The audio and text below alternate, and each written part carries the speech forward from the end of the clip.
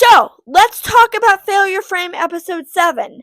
We get two very interesting things this week. One, the rulers are starting to question whether Sarah's actually committed the massacre that she was accused of, and they're kind of roundtabling thinking, well, maybe we should look into this. Maybe we should find out if this is actually true or not.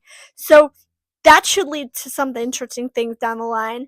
And two, they go to a town where they discover that there's a blood sport tournament, and the champion Eve is a leopard woman who I initially thought was going to be a guy, so I find it interesting that she's not, because usually these big brooding types are usually men, so I think that's actually really cool.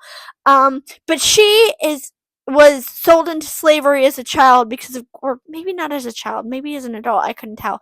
But she was sold into slavery because of course she was, and she was forced into fighting into this tournament. But she's not just trying to buy her freedom, because she could have bought her freedom a long time ago.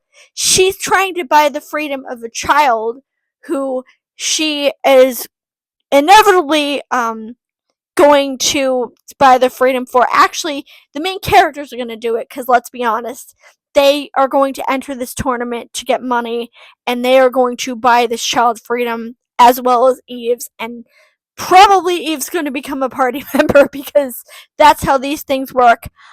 I am a little mad at this point that we've just completely veered off the main plot and have done nothing about him getting revenge on the goddess.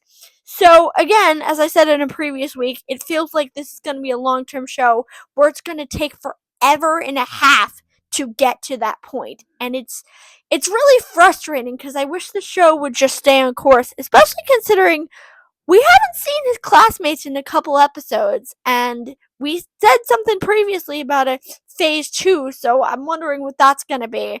But no, right now we're focusing on this tournament, and of course the main character goes into it with a mask on because he has to hide his identity, and of course he's going to kick everybody's asses, and of course, like I said, he's going to win their freedom. It is predictable. It's not bad, but it is very predictable. And it is starting to irk me that the one thing I came into this show for is the one thing we're not going to get. But I kind of do look forward to seeing him fight, because I'm curious to know what it's going to be like with him and Zeres, because Zeres is supposed to be his sword. So, does that mean she turns into a sword? Does that mean she fights on his behalf? I don't know. But we will see, and this will be interesting.